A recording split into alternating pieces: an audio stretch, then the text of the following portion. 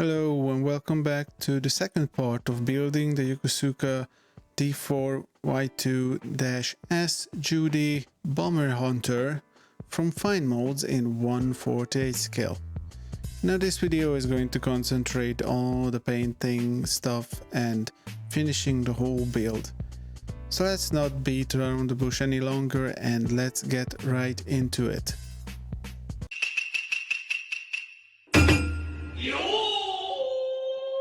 First, let's grab our trusty satin varnish from VMS.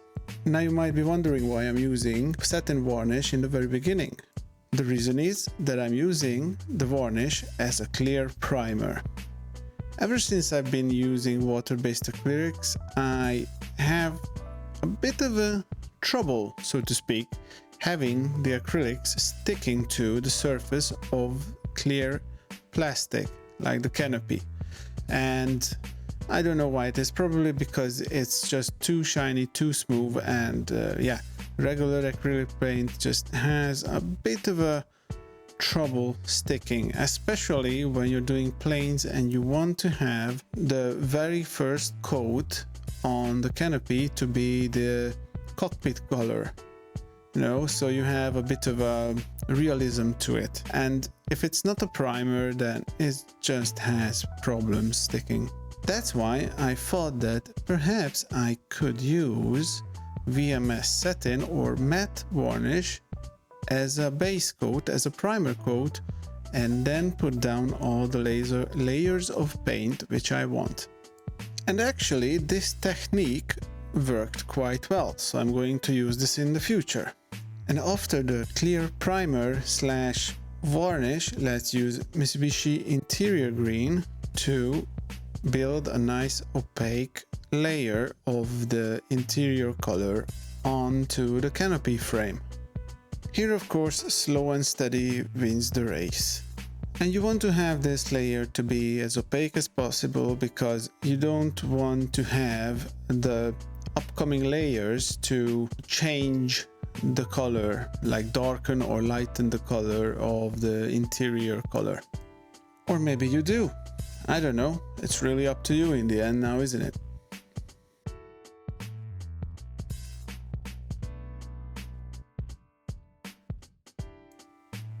And I think we are done. It looks quite good, quite greenish.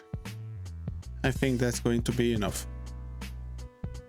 And now that's out of the way, let's concentrate on priming. And this time I'm going to use a black primer from Mission Models. And as you can see, I am not spending any time on doing like a dusty coat first to help it stick. No sir, I'm going in right away with a heavy wet coat. Because what I found is that the black primer, or I think any Mission Models primer per se, do like to dry to an eggshell finish if you do a wet coat instead of like a drier one. And I found this property of the primer really handy when I want to use like a metal coat afterwards. But to be fair, in this build it really doesn't matter too much because I'm going to have another paint coat on top of the metal for the chipping, and yeah, you're not going to have that much of a bare metal to enjoy some shininess to it. So it's perfectly fine if you have like a bit more matte finish underneath instead of a satin or glossy one. And to be fair, aluminium is not one of the glossiest metals in existence. One advice I would give here, although I'm not making like a bare metal finish, but when you do something like that, for example with the late war American fighter planes like the Mustang, the P-38 or the 47, you know, all the good stuff. It's really advised that you make sure that there are no imperfections in the primer coat because it really shows on metal. And I had a couple of places here and there, but again, I wasn't too fussed about it because it is not going to be a bare metal build. And after I had everything covered, I did let the primer dry for a whole day because we are going to use this, which is Extreme Metal from AK, matte aluminium, and this is an enamel paint. And I just want to make sure that there is no freakiness going on between the two types of paint, you know, maybe having some water still trapped in the primer or something, and then that's doing something crazy with the top enamel paint. It's better just to stay safe and let the primer cure and completely dry 100% for a day. And just to talk about the Extreme Metal paint a bit, for now, these are one of my favorite ones, besides the acrylic, the water-based acrylics I tried, which were Mission Models and Ammo Mic paints. Not the newer ones, the Atom lineup, but the older ones. And so far, I can say that these are the best. Now, not the best in the whole world, probably they are way better, like lacquer-based ones, but I haven't tried them, and these are, I think, in my opinion, a good compromise between either using water-based or lacquer-based. If you don't want to go down the stinky lacquer road, these are a good option. These are going to be still stinky and less healthy, so to speak. I'm doing some air quotes, just saying, than water-based ones, but not as aggressive and harmful as lacquer-based ones. And it goes down like a dream. It self-levels, so you can, well, you shouldn't flood the surface with paint. That's just dumb now, isn't it? But even if you accidentally do, the paint is very forgiving and it's easy to handle. And it dries really fast. It dries to the touch like in, I don't know, like a couple of minutes. But of course, if you flood it with paint, so the surface is very saturated, then it of course is going to take longer. But if you're doing a proper paint job without any hiccups, then it should be dry to the touch in a matter of minutes. And then the paint particles don't stick to any kind of masking tape, which can happen with others. I did hear some horror stories about certain brands. I'm not going to name anyone, but I haven't experienced that with these at all. They are very forgiving. They are very good. I highly recommend them. I should really focus more on how this guy is going to continue the painting. After he leaves this coat of paint to dry for 24 hours. Now I know you're going to say that, hey, wait a minute, you said that this paint dries really fast. And I said, yeah, it did dry really fast, but I do want to leave it to cure. And for that, I left it for another 24 hours. And now you might want to hold on to your hat, because I did do something blasphemous. I used RAF Undersight Sky Green or Pale Green on a Japanese plane. I know, it's heresy. I should be flogged and dragged across the street whilst people throw dead squirrels and tomatoes at me, but hear me out. I had a look around, you know, the paints and the colors and whatnot, and I found that this color is the closest to the references, and I just went with it. I didn't feel like, you know, trying to mix my own or buying a set of paint and waiting for that, which I did eventually, but yeah, but not for this plane. I did buy a lot of Japanese colors in the end, but that was after I finished this actually. And because of that, I can't really turn back time or change anything. It is done, and I know that some people will have a problem with it, but it is my plane. I do what I want. Be happy that it's not pink. But let's continue on something more technical, and that is that I used this paint without any polyurethane. So if you don't know, Mission Models has a 3-component system. That means that you have, for the first component, the paint, the second one is the polyurethane, and the third one is the thinner. and the polyurethane is there. It's an additive, and that's there to make the paint more harder, more resilient, and of course it helps it to stick better to the surface, and when it cures it's going to be impervious to water or like anything else, except for its own thinner, of course. But anyway, what I did, that I didn't use any polyurethane, I just went ahead and used it with the thinner, because I want to do that chipping technique where you don't use any kind of chipping liquid layers underneath the paint, because now I'm going to be able to rehydrate the paint with just plain old tap water. Now, whether it was a good or bad idea, we shall soon find out. Well, I already know, you might not, but it's more of a reason for you to continue watching. Am I right? Right? Are you still there? Please push the like button if you're still here, so I can know. Oh, thank God you're still here. Okay, good. I was really worried for a second here, because then this guy would have done all this hard work for nothing. And then he would have been really upset, and then I would have had to comfort him with a copious amount of beer. And I just don't have the time and money for that kind of nonsense. Turning back to the task at hand, you can see that I do a lot of thin layers, because I am actually, or at least I was actually quite worried that the paint is not going to stick too well to the surface without the polyurethane. But luckily that wasn't the case, but more on that later.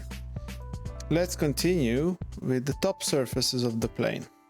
And for that I'm going to use Mission Models D1 Deep Green, which is actually a Japanese World War II plane color. And as you can see, I did mask everything off. One trick I did with these squiggly line maskings is that I took two masking tapes and I stuck them together with their sticky sides facing each other, and then I've cut out these squiggly lines, and then I pulled them apart and I had mirrored squiggly line masking on both sides. So both sides of the plane should be with the same squiggly line masking. Now that was a very scientific explanation. Maybe I should actually write a scientific paper, a study on how to do mirrored squiggly line masking on World War II Japanese aircraft models.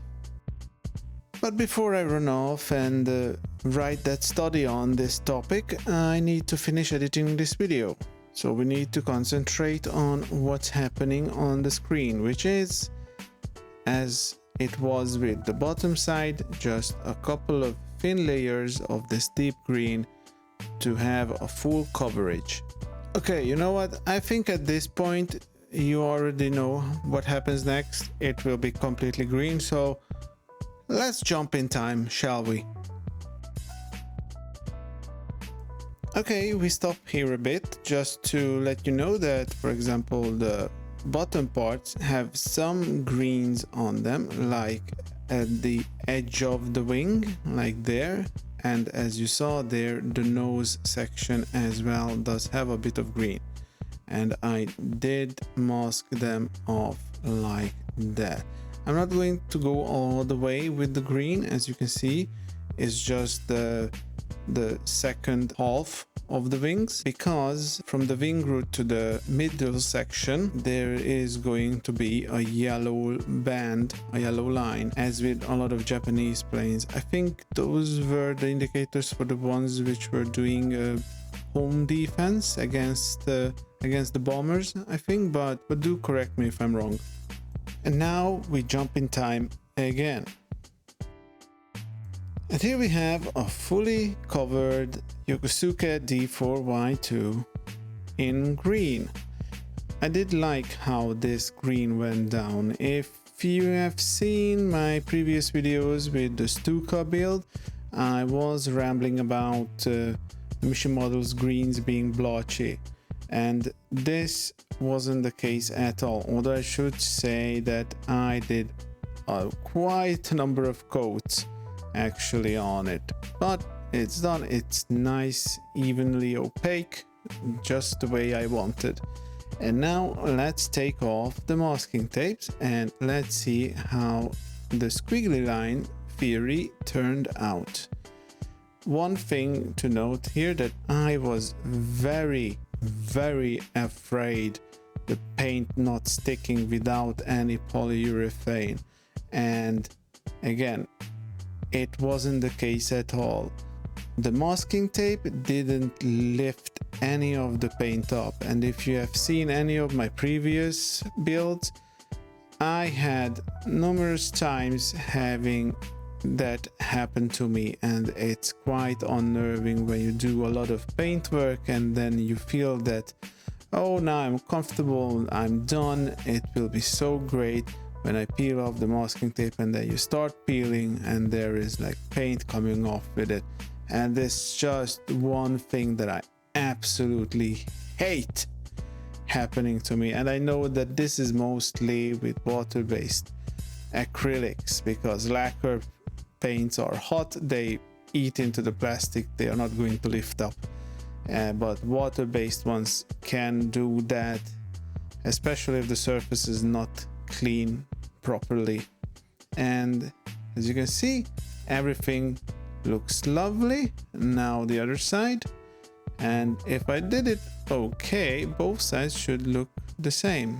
Now I'm finicking a bit which end I should start, and I opted for the wing end, and there we go. Very satisfying. I was very happy with the result at this stage, but still a lot to go. But you can see, well, there is a bit of overspray here and there, but it's not that bad. And yeah, looking awesome. Again, I was very happy that I managed to get such a nice result without any paint peel or anything. Really looking good. Well done, good sir, well done. Now let's move on. Now comes another fun part, which is doing the roundels. Due to the fact that Japanese insignias or identification marks, roundels, whatever you call them, are quite simple. So I decided to do them with painting instead of using the decals. Now don't get me wrong, the decals are quite decent. They are on the thick side, not as thick as Tamiya ones, but they aren't as thin as cartograph ones, for example. So what I did here, I used this handy dandy circular cutter. Don't ask me to pronounce its name, I'm not going to. And made these holes for masking out of this A4 masking sheet. Let's call it masking sheet from Ammo.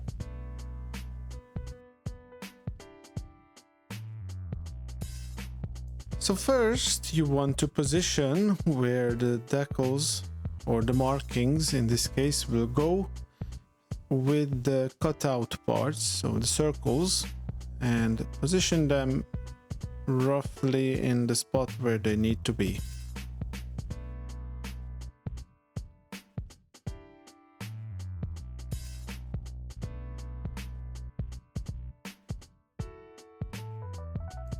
And after that you go and apply the outside of the cutout around the circle, like that, and also like that.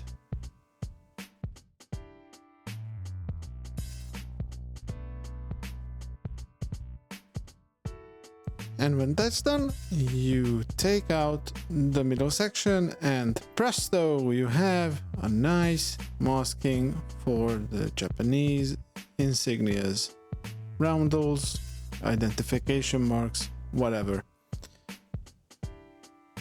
Be careful not to damage, of course, the paint underneath. And you just pull it off, and there it is. ready to paint. And here it is after a coat of white. I did that because that makes the red more red than if you would put it directly on the dark green. And here are the reds. And now let's peel it off and realize that the masking wasn't adequate and there is a lot of overspray on both sides. Like that. Lovely. But I wasn't too fussed about it, although I was upset, but I just took it as a loss and just moved on, and I didn't bother to fix that because we are going to do some heavy chipping and that will cover up all our mistakes in the end. I should also note that I put down the white and the red also without any polyurethane additive to mission model paints, so I can do some chipping on them. Let's peel the other one off. Yeah, you can see clearly the outline of overspray. I keep on playing this game where I don't put enough masking on because I think that I can do a good job without too much masking, and then I always prove to myself that I was wrong. And now you can see me taking off the masking for the yellow band on the wing edges. Yeah, there we go. Comes off nicely. The same way as I did with the red, I've put down a white base color and then sprayed the yellow on. And now let's see how the insignias look on the fuselage. Again, same way, white underneath, red on top, and no polyurethane.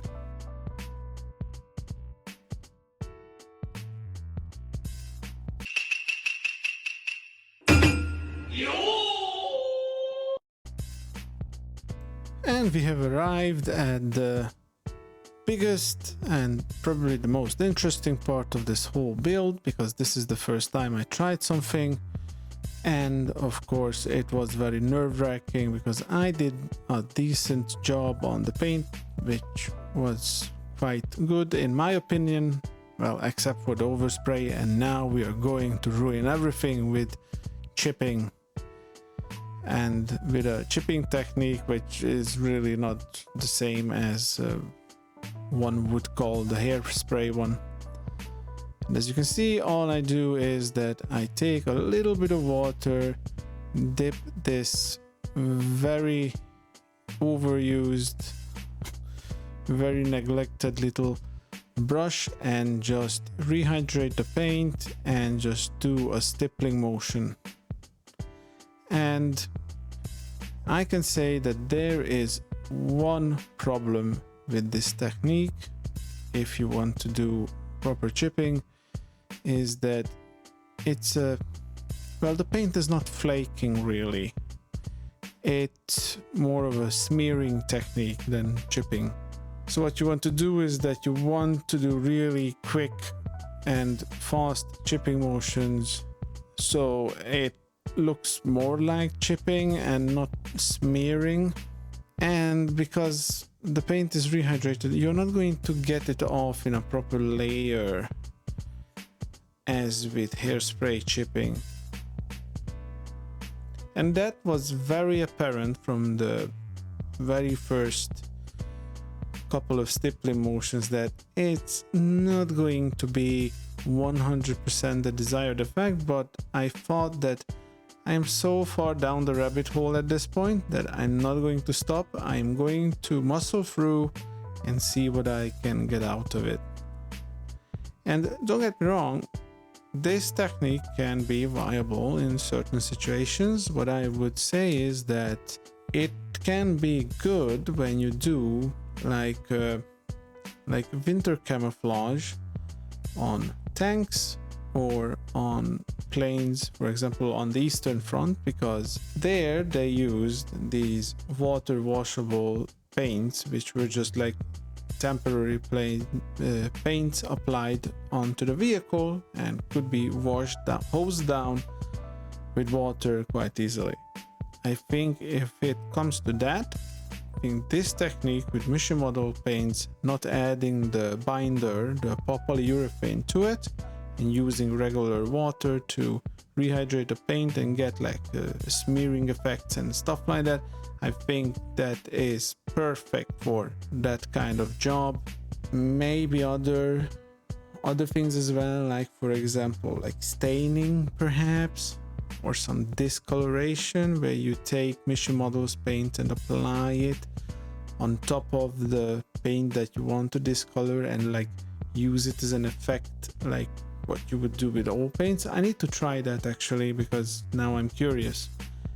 Another thing that I want to mention here, as you can see, there is another problem with this technique, that because I use the white on base coat under that insignia, the roundel, that bleeds through because of this. You can see very well how the white bled through, and now it's staining the green.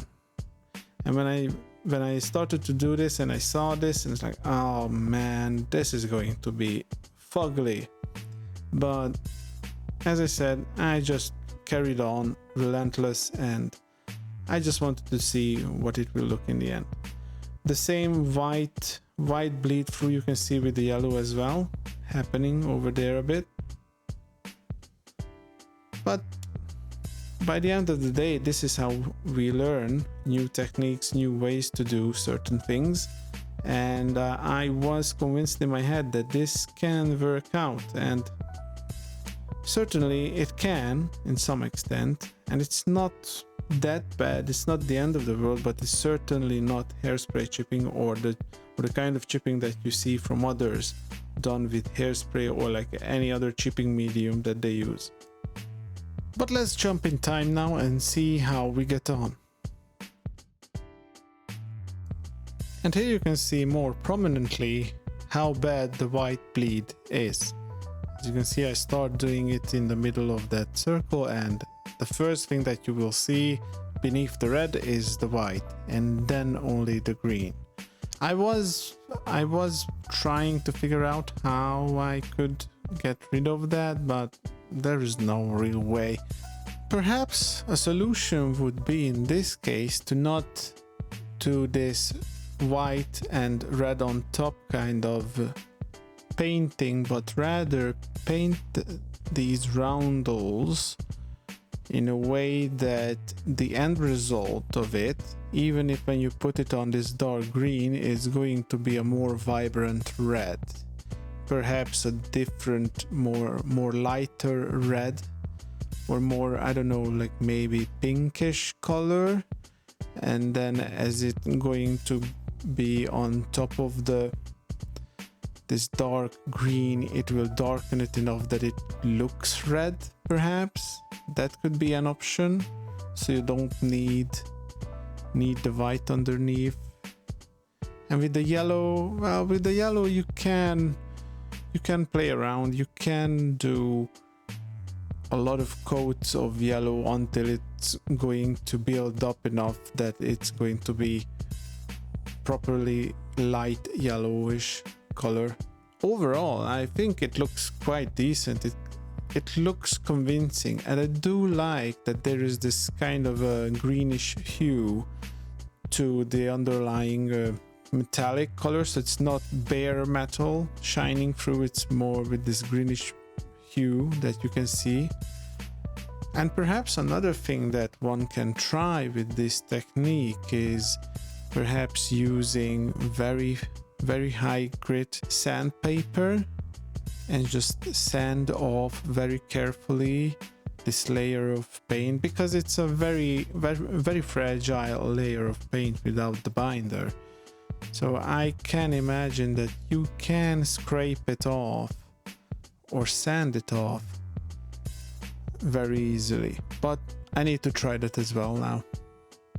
maybe with my next Japanese plane I am going to play around with this technique a bit more. I think it certainly has some potential, but do let me know in the comment section if you think that you could use it in some other places. Now let's jump in time a bit again.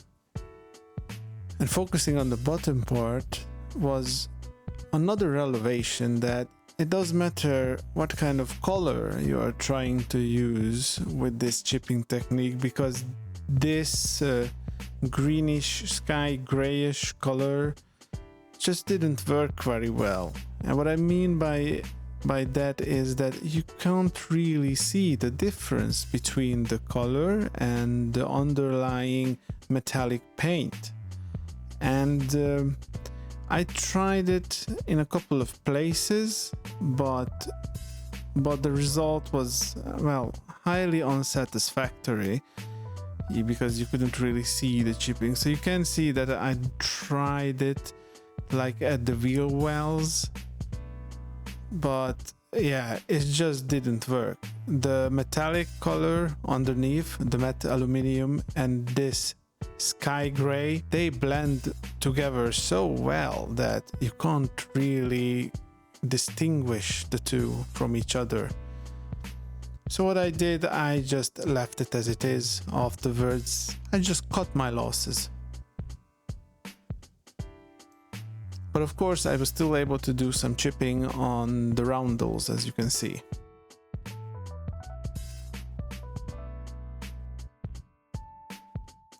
And after all, with the headache from chipping, let's concentrate on the small bits which were left behind. And one of them were the rear landing gear. And first, I just give it a nice coat of my favorite dark, very dark gray. The same as what I used in the cockpit in my previous video, which is going to be in the top right corner, right there.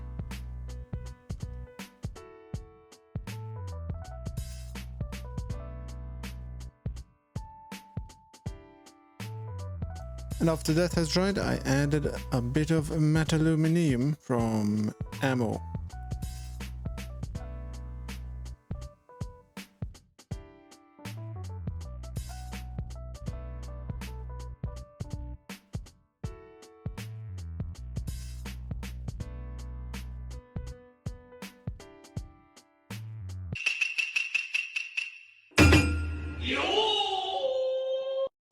As I said previously, the decals are decent. It's not thick as Tamiya, but it's not as thin as Cartograph.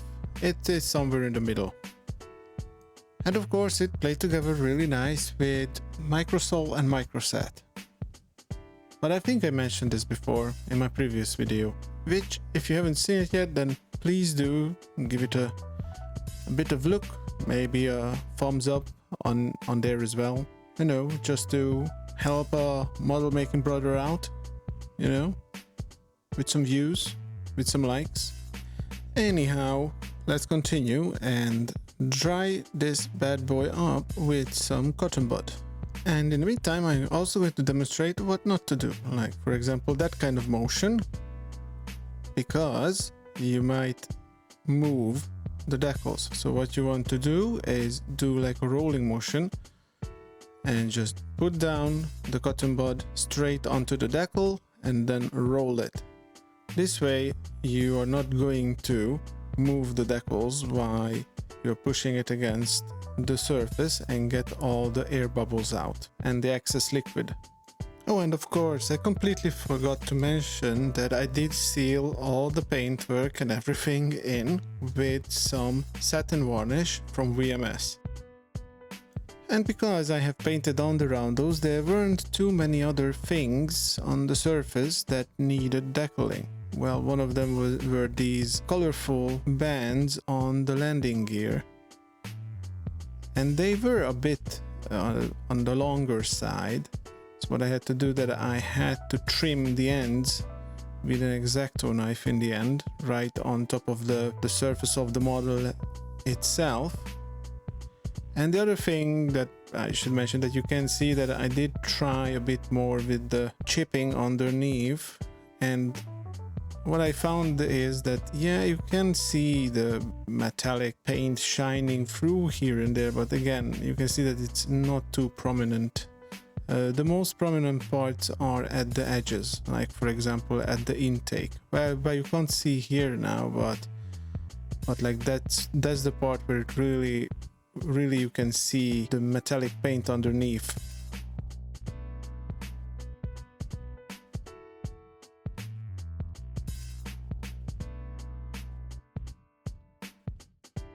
And now I'm cutting off the edge of the decal because it was too long. And of course this is not one of my big brain moments, because if you damage the varnish underneath the decal, you know, you can run the risk water or like the decaling solution seeping underneath and actually attacking the paint or rehydrating the paint, and then you will going to have a bad time.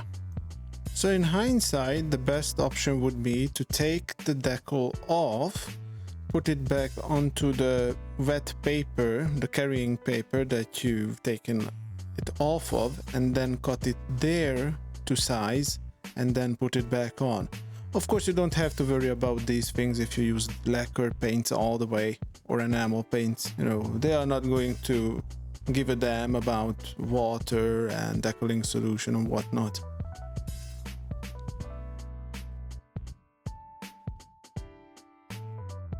There is one part where I took the lazy way out, so to speak, and that is the horizontal stabilizer white lines thing, which you can see here, because a true master would have masked those off as well and painted them on instead of doing decals. Or at least the master would have sliced up the decals and cut out those empty spaces between the white lines and only put those on. But I was so lazy that I went for the laziest option, which is putting the whole decal on there by itself and being very clumsy whilst doing it. I don't really like when decals are so big because they can be a handful.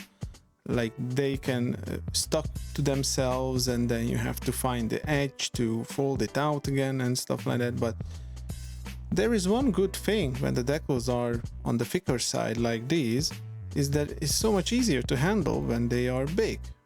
Well, unless you are like me and clumsy, as you've seen previously.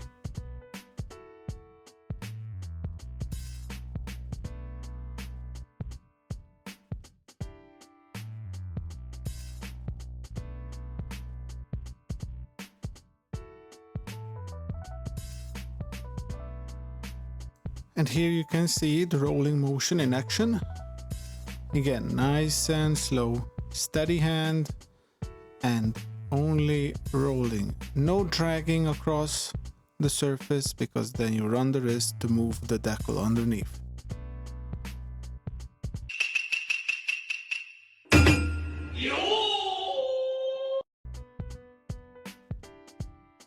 Well, first I tried to do the panel line wash in a traditional way, just adding it to the panel lines, but then I decided to go all in, as I did with the Stuka, and if you haven't seen that video, you can find it in the top right corner, and just started to slobber it on like so, actually concentrating on the bottom part first.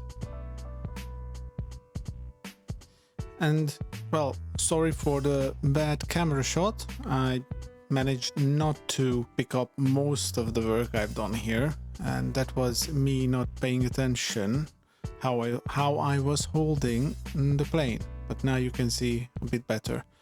And I used my go-to cocktail of 50 black, 50 dark brown of oil paints and some odorless turpentine for thinner.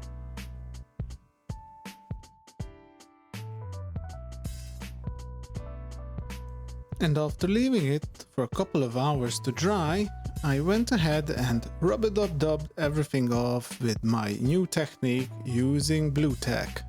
And the reason why I'm using Blue Tack is that when I tried the traditional way, like using dry tissue paper and cotton buds, I always had staining and leftovers, and when I tried to put more force on to rub that stain off, I always managed to lift out the paint from the panel lines and from the rivet detail, and it was really annoying that I couldn't get somewhere in the middle. And I found that if you use Blue Tack, you can go very ham-fisted with it, and it's not going to touch any of the panel lines and rivet details, and will leave the paint in there be, whilst you can get a lot off of the top surface. But of course, I really want to stress this, you want to do rubbing motion, because if you do like this pushing against the surface motion and then you lift the Blue Tack up, it will take out the paint from the recessed areas. That's just how it works. But if you do this rubbing, then the Blue Tack has no time to flow into those small crevices and recessed areas, so the paint will stay in there and only the surface will be affected.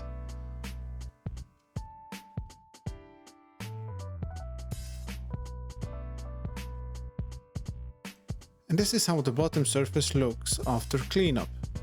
I think the end result is quite good. I did leave some of it on for some this streaking effect, because when you rub it, you should do it like along the surface, you know, so it gives like this streaky, grimy effect on the wings and everything. And I think it's good. It's good. I am quite happy with the result, so I leave it like that. You could always do more for a more cleaner look, of course. And the best part is that you don't need to use like the old cotton bud dipped in a bit of thinner technique and then risking, you know, to get too much thinner into the panel lines and getting the wash out of it again. It is a really good solution. So if you ever tried this or something similar, maybe soft rubber, I think that would be a good solution as well to do such a thing, not just Blue Tack. Do let me know in the comments.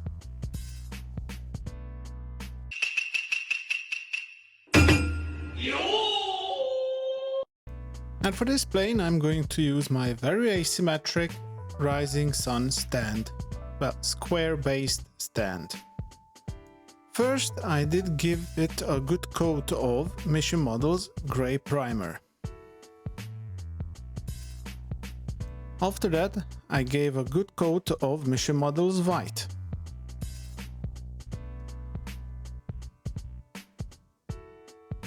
And after that, I went ahead and did the other thing which I thought would be a good idea, doing dry brushing on the stand, well, the red paint on the top surface of the Rising Sun with some dry brushing, and boy oh boy, it wasn't the greatest idea, to be honest. First of all, it took a bit of time.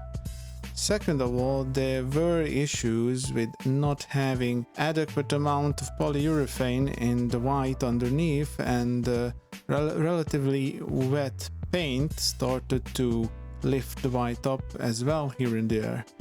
But this is the thing with Mission Models paints, which I found, that you need a lot of poly to make the paint impervious to water. But what I mean by a lot is that when you look at their YouTube videos, well, they don't have a lot, but they have a couple of YouTube videos showing you how to do it, and they just say like for 30 drops of paint, like 1 or 2 drops of polyurethane, and no, double it or even triple that amount. You need a lot of poly to make sure that the paint is resilient enough. Of course, it is okay to add less if you know very well that afterwards the paint is going to be sealed with a varnish, for example, because then the varnish will keep the paint from being rehydrated by water or like anything else. So that's fine. But when you know that you're going to work on top of that paint with other paints, then you want more poly. And this is the thing with mission models, that you have to experiment. It's a steep learning curve because of the free component system. Still love it. I love their paints, but it can be very finicky from time to time. And in the meantime, whilst I was giving you a lecture about mission model paints, which you didn't ask for, probably, you might have noticed that I switched from doing dry painting, more of a mixture of more wettish dry painting. I did wanted to give this rugged look to the top surface. Once you have the clean white and this rugged, streaky, stipply, reddish top. In the end, I did got very close to the result that I had in my head. It's not 100% like that, and you can see that this technique wasn't 100% good either. That's why I think that I need a bit more practice, which means that I will probably try this again at some point in the future.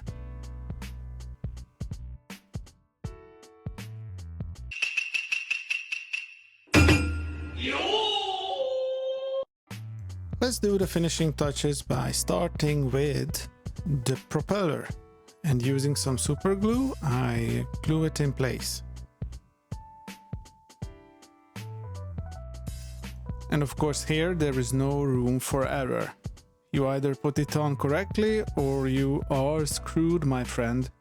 So let's hope this guy does it okay. And oh, thank God, it's good. And now we paint in the pitot tube with some silver. I do apologize not recording it how I made it, but I used Albion Alloys brass tubes. I used 0.7 and the inner one is 0.5 millimeter. And after that I'm painting in the landing lights. On the left hand side you have red.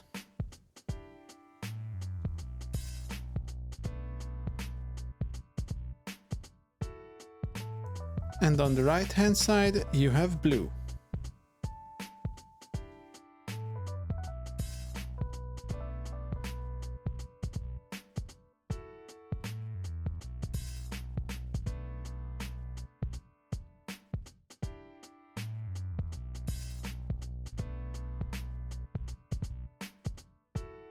And the very last finishing touch for me is to put on the radio wire, if of course the plane has one, and this one does.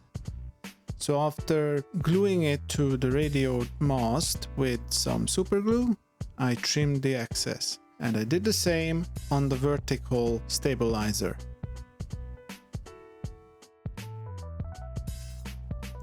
And with this, my friends, we have arrived at the end. I do hope you like both of the videos. You got something out of it in terms of new ways to do new things, hopefully. If not, then not.